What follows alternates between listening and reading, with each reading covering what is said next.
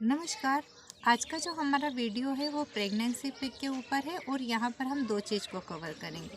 सबसे पहले तो प्रेगनेंसी में हम कौन कौन सी ऐसी सावधानी बरतें और दूसरी चीज़ ये है कि कम्प्लीटली योग सीरीज़ कौन कौन से हम यहाँ पर योगासन्स करें।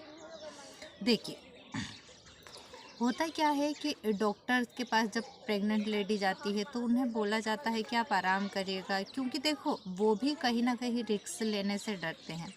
तो देखो, आराम करने का मतलब ये नहीं होता है कि हम कुछ ना करें, पूरे टाइम बिस्तर पर रहे।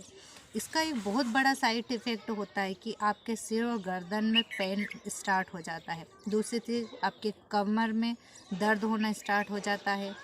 फिर उसमें हाथ पैर दर्द करना, वोमिटिंग होना, चक्कर आना, ये चीज़ आपको स्टार्टिंग हो जाती और ये लाइफ टाइम तक रहती है अगर इस तरीके से आपसे होता है। तो आप यहाँ पर छोटे छोटे काम कर सकती है, जैसे खाना बनाने का आप काम कर सकते हैं, झाड़ू लगाने का काम कर सकते हैं, कपड़े धो सकते हैं, बच्चों को तैयार करना, मार्केट भी जा सकते हैं। और पैदल चलना तो प्रेगनेंसी के टाइम पर बहुत अच्छा माना जाता है।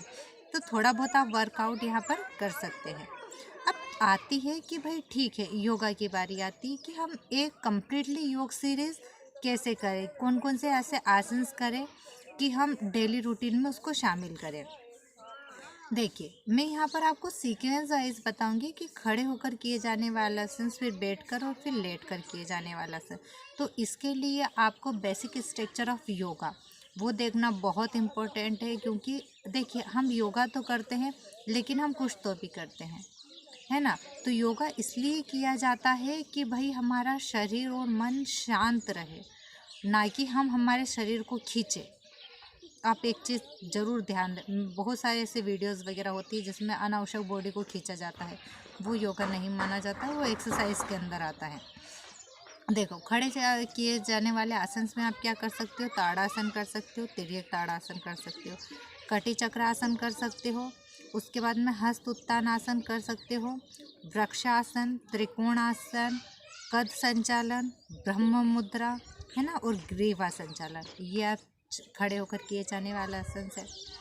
अब बैठकर किए जाने वाला आसन में तितली आसन, गोमुख आसन, दंडा आसन, वज्रासन।